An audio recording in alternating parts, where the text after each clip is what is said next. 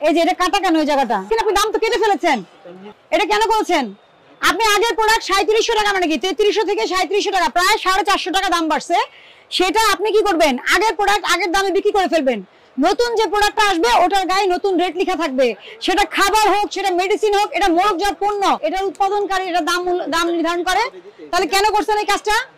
আপনার দোকানে ঢোকার উদ্দেশ্য হচ্ছে আমরা প্রচুর নকল ফ্যান এবং নকল কেবলের অভিযোগ পাচ্ছি। আমি বোঝাতে পারছি আপনাকে? 3-4 হাজার টাকা দিয়ে বাসার ফ্যান নিয়ে যে ওটা ইউজ করতে পারে না। আপনি কি কোম্পানি থেকে প্রোডাক্ট নেন? কোম্পানি থেকে বিএসটিআই করা চেক করে নেন। ফ্যানের কিন্তু বিএসটিআই লাগে, তারের বিএসটিআই করা থাকতে হয়। আপনি বিএসটিআই লিস্ট দেখবেন, ইভেন আপনার সকেট যে এটারও বিএসটিআই থাকতে হয়। কোম্পানি থেকে যখন প্রোডাক্ট নেবেন কি করবেন? ওই যে দেখেন বিএসটিআই লোগো, ওই যে দেখছেন বিএসটিআই আছে কিনা লোগো দেখবেন। এবং কোম্পানি ছাড়া কোনো ভ্যাগাবন্ড লোক থেকে প্রোডাক্ট নেবেন না। আপনি নিয়ে তো আরেকজনের ঘাড়ে চাপাই দিচ্ছেন, ভোক্তাদের ঘাড়ে চাপাই দিচ্ছেন। এই ফ্যানের এবং তারের প্রচুর নকলের কমপ্লেন। আমি সতর্ক করছি আপনাদেরকে, আমি মেসেজ দিচ্ছি, সতর্ক করছি যে ইলেকট্রনিক পণ্য অনেক নকল হচ্ছে। আপনাকে কেউ বলে নাই সস্তায় নকল পণ্য বেচতে, কেউ বলে নাই। এই প্রত্যেকটা ইলেকট্রনিক প্রোডাক্ট বিএসটিআই লিস্ট দেখবেন কোনটা ম্যান্ডেটরি প্রোডাক্ট, তার মধ্যে কয়েকটা তো আমি বলেই দিলাম। এবং কোম্পানি ছাড়া কোনো প্রোডাক্ট নেবেন না। এবং যাচাই করবেন, বিএসটিআই থেকে যাচাই করবেন যে এই প্রোডাক্টটা যে ওনারা বিএসটিআই লোগো দিচ্ছে এটা আসলে ঠিক আছে কিনা। এখানে এই যে এই প্রোডাক্টটা দেখি, হ্যাঁ এটা একটু দেখি।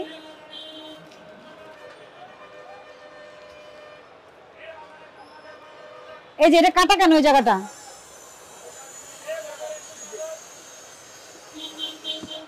কাটছে কেন? প্রত্যেকটারই কাটছে।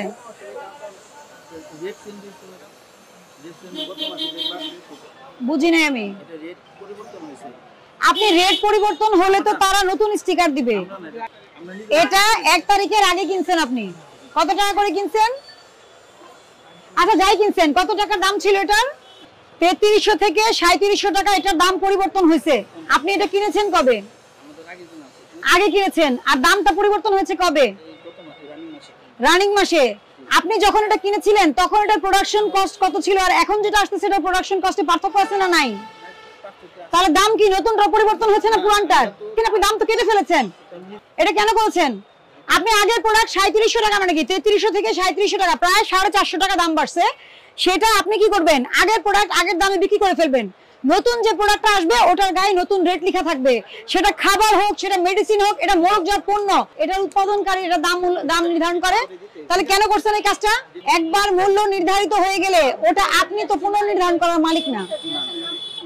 কোম্পানি যদি পুনর্নির্ধারণ করে, সে তারা যখন ডকুমেন্ট জমা দেয় সরকারকে, কি জমা দেয়? বা নিজেদের যখন ওনারা অডিটে জমা দেয়, কি জমা দেয়? ট্যাক্স ভ্যাট দিতে হয় না, জমা দেয় যে এই জিনিসটার আমদানি মূল্য বেড়ে গেছে অথবা প্রোডাকশন কস্ট বেড়ে গেছে, এই জন্য আমাদের খরচও বেড়ে গেছে, এই জন্য আমাদের দামটা রিভাইজ করতে হবে। এটা আবেদন দেয়, দেওয়ার পরে এটা যে রিভাইজ হয়। আপনার তো কোনো ক্ষমতাই নেই, আপনি তো উৎপাদন করেন না, আপনি শুধু সেলার। মুদি দোকানদার যা করে, ওষুধ দোকান, ফার্মেসি যা করে, আপনিও তাই তো, শুধু বেচবেন। আপনি কাটাকাটি জিনিস তো এখানে আপনার আনা যাবে না। আপনার দোকানগুলো যেটা আগে আছে সেটা কি হবে? আগেরটা আগে রেটে যাবে। আর যদি কোম্পানি রাজি না হয় ফেরত দিয়ে দিবেন, নতুন করে মোড়ক করে খরচ করে তারপরে মার্কেটে আনবে। আমি সতর্ক করে মাত্র 5000 টাকা জরিমানা করলাম, মাত্র 5000 টাকা জরিমানা করলাম, সতর্ক হয়ে যায়, ঠিক আছে?